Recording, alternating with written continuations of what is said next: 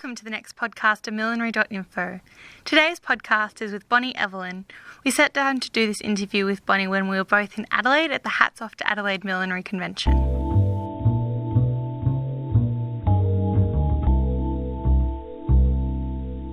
How did you first become interested in millinery? I was working as the senior tailor at the Melbourne Defence Army Barracks on St Kilda Road, and a colleague of mine was going to the Melbourne Cup and figured that since I could sew, could I make her a hat? So I made her a little headpiece, and I thought, that was, quite interesting. I quite enjoyed that, so I bought a few materials and made a few other hats, which then I thought, well, I'll try and sell them. So I went round to all sorts of hat shops in Melbourne, and eventually Sue Dreer up at the Essential Hat took my hats on consignment, and she sold a few of them. So at the end of the season, I asked her if I could come and do some work experience with her next year, which I did, and then the following year I was working there. And so I worked at the Essential Hat for quite a while Sue was in charge. And then I went out and started my own millinery business.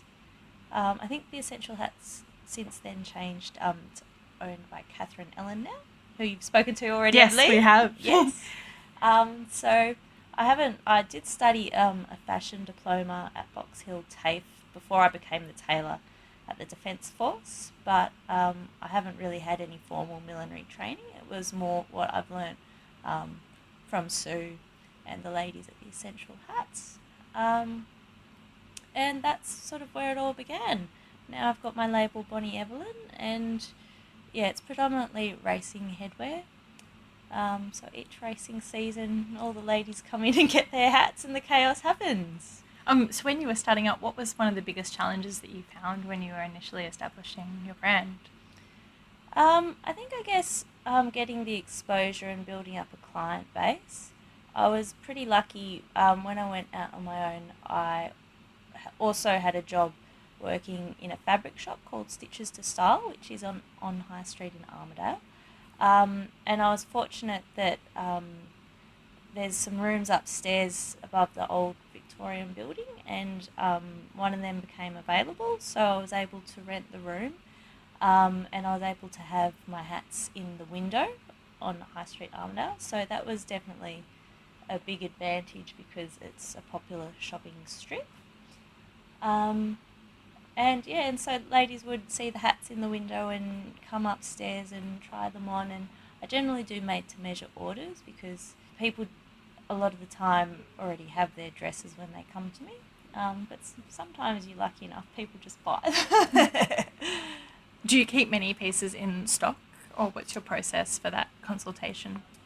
I do have a few pieces that I keep in stock, and I guess what happens is we talk about what sort of shapes suit people, try a few different types of hats on, figure out what side of the head it works best on, what they whether they're a flamboyant person or whether they want to be a bit more conservative and they're not feeling confident, they want to fit in more than stand out. And then I get them to try on as many different style hats as they can, because sometimes you can get surprised, and you never know, people might think that something suits them and then it turns out that something looks better on them. And then generally, if they've got their outfit already, we find a colour that works well with that. And I do have quite a few materials, different coloured materials in stock, that we can just hold the colour up to the person's head while they're holding up their dress, so they can see that.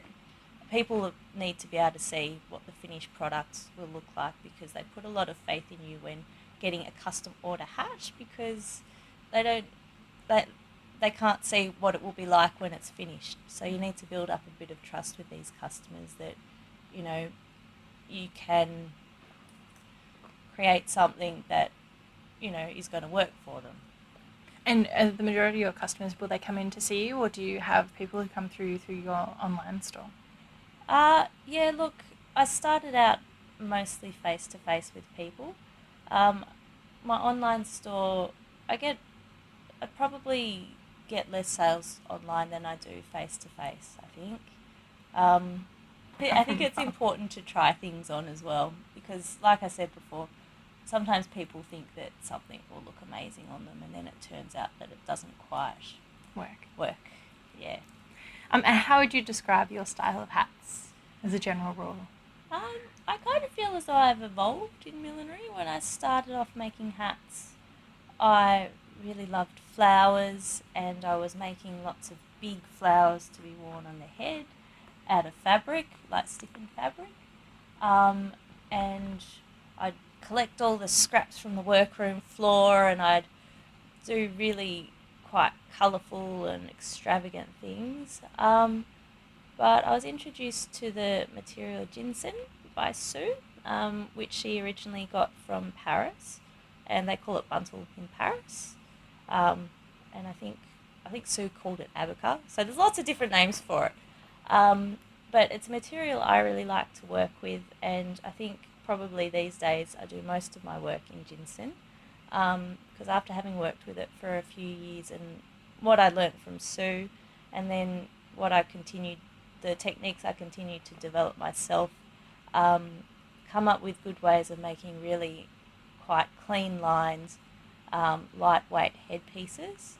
And after, years of making fantastic heavy hats that you have to take off halfway through the day, it's become important to me that the headpieces I make are just quite striking and simple and beautiful and, will last the day and will just complement an outfit.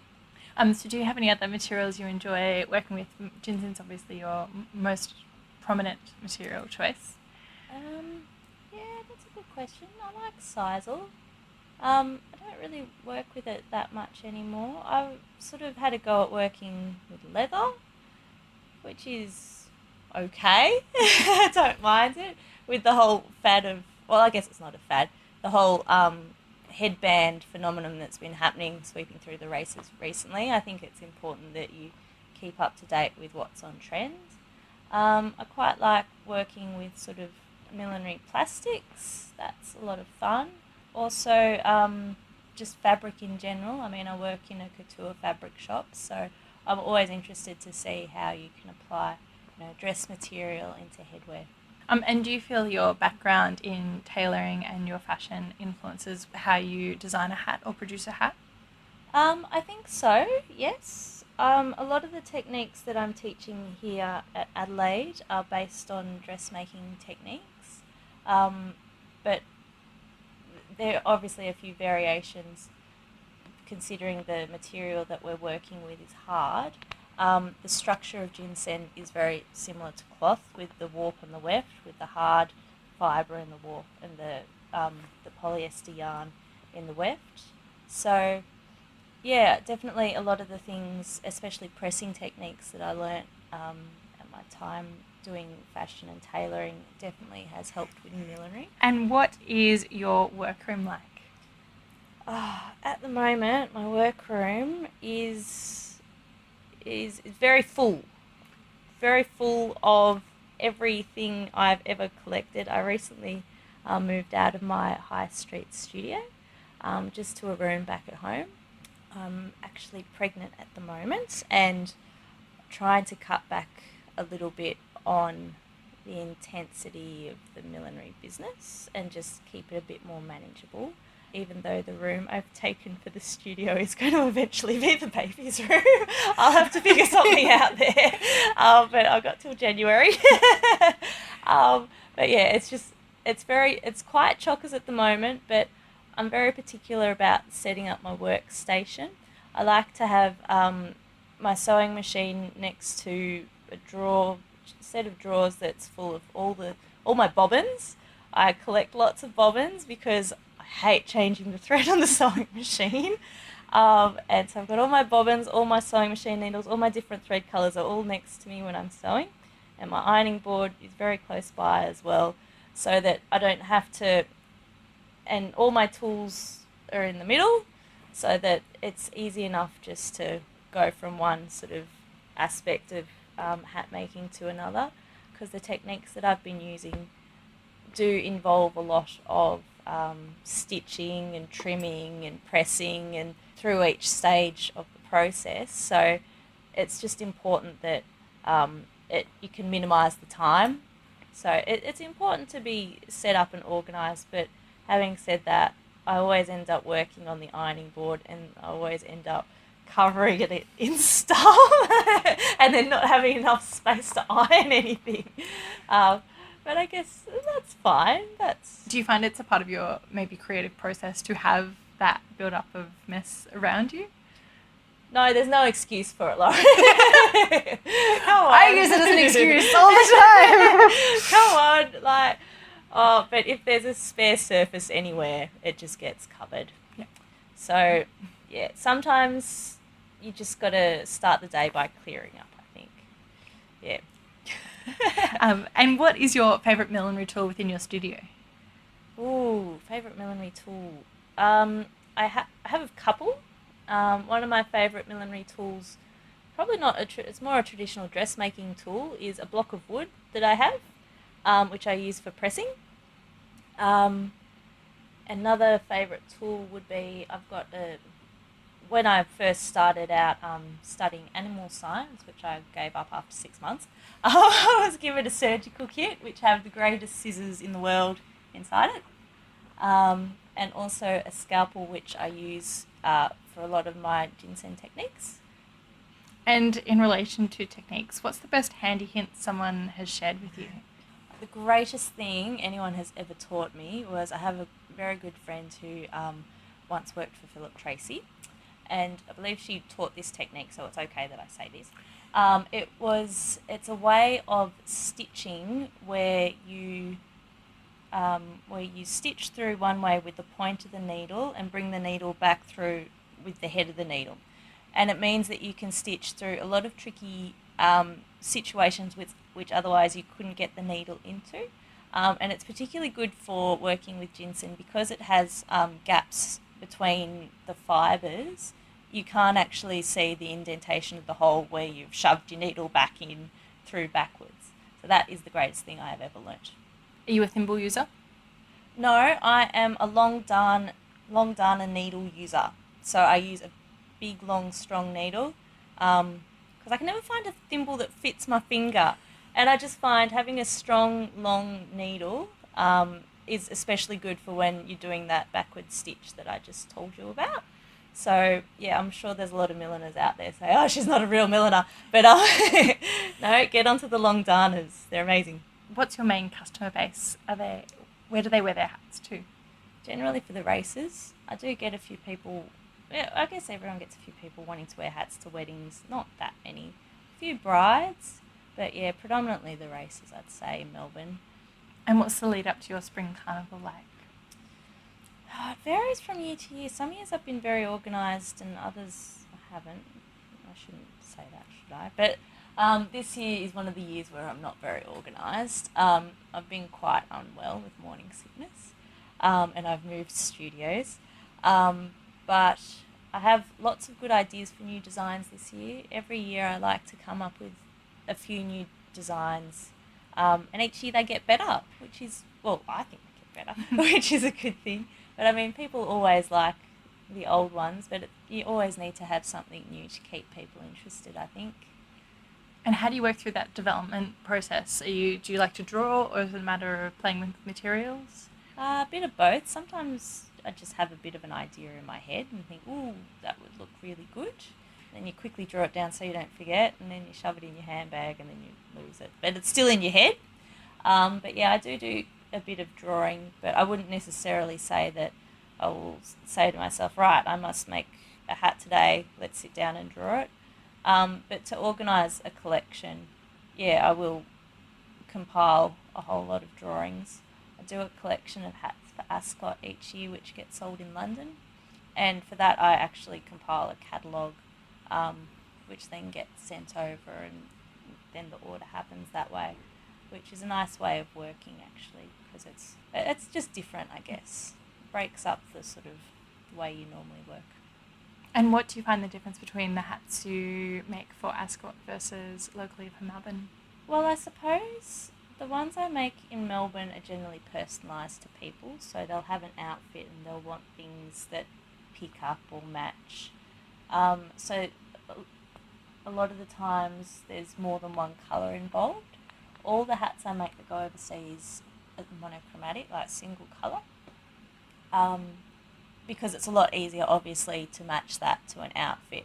So if someone's buying a full collection, then it's easier to sell those hats. So I guess that's probably the biggest difference. But having said that, I quite like the hats that are all one colour. I think just as I've progressed through millinery, that simplicity really appeals to me a lot, and just nice clean lines. So when did you first start exporting your pieces overseas? That's a good question. I can tell you that because I decided one day things just weren't happening. I wanted to sell my hats internationally, and Sue from The Essential Hat was kind enough to put me in contact with a lady who had a shop in London. And so I decided to get on a plane, take my hats, go and show her, and catch up with some people in London, and then come home. And then when I came home, the following weekend, I met the man who's now my husband. So that was 4 years ago. Well, 4 years and a few months ago. So I can tell you exactly. That's when I did it. I think you'd be very upset if I didn't remember that exactly.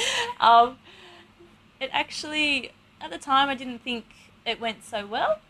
But I was surprised that the owner of the shop said, oh, actually, no, there's a few styles I'll take. And there was one style that she liked, but she didn't have it in the right colour, so I had to, while I was over there, make a hat. And then the following year she asked to see that year's collection, and it's sort of just gone from there each year.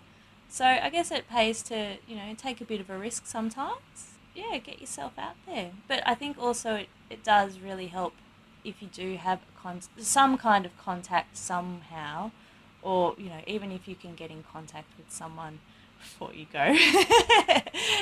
But it's definitely nice to meet people face to face, I think. Are you still retailing through her at the moment? Yes, yeah, still retail. It's called the Hat Gallery MV, in Earls Court Road in London. So how's your classes going in Adelaide? Class is going well. There's lots of information to give these delegates in a very short amount of time. So I've been doing a lot of talking and demonstrating, and I hope it's all sinking in. I've written some good notes for everyone to take away and have a good read when they're at home. But hopefully I get an opportunity to teach again, because it's been a really good experience. I'd like to do more teaching, I think. And how did you find the Tutors Challenge? Oh my goodness, the Tutors Challenge. Controversially, I guess it's controversially, I was given some yellow, I'm not sure what you would even call it. It was a capelline with big holes in it. I was given that in bright yellow, and some yellow Swiss sprayed and some yellow Petersham. And I thought, I need to do something in Jinsin, because that's what I'm teaching and that's what I want all the surrounding students to see me working with. And so I went over and looked at the selection of Jinsin, and I found this amazing piece of hot pink and off-white Jinsin. And I thought, that looks amazing with the yellow. And I actually what I made with it was a little draped cap, and I used the yellow as the lining of the underneath of the cap, and I used the Swiss braid to make some little abstract flowers to trim it on the side of the cap. I think it looks lovely, but I'm sure that's probably not what the person who packed the yellow bag was thinking was going to happen to it. So I'm not sure they can quite predict that. There's so much variation that came out of those bundles. Yeah, that's it. And it's so interesting that everyone came up with something completely different. What's your favourite piece of clothing that you own? The coat I'm wearing right now, it is, well, no one can see it, obviously. It is made out of a wool boucle fabric, and it's got little silver sparkles in it, and it's like wearing a big blanket, and I get very cold. So it's been a great comfort to have my coat with me here in Adelaide, even though it hasn't been that cold, really. It's been rather mild. How do you take your coffee? I like black coffee. Morning or evening person? Oh, middle of the day person? Is Right, that an option? Sure. What's the best day of the year for you? Oh, it would have to be the 4th of December because that's the day my husband was born. Who's a milliner you look to for inspiration? I mean, we all look to Philip Tracy and Stephen Jones. They're amazing. I really love the work that Lynette Lynn does. I think she does such beautiful, happy pieces, and I love shiny things. And she's so meticulous in her finish. Thank you for joining us for another podcast by Millinery.Info. We hope that you're having a not free day with your stitching.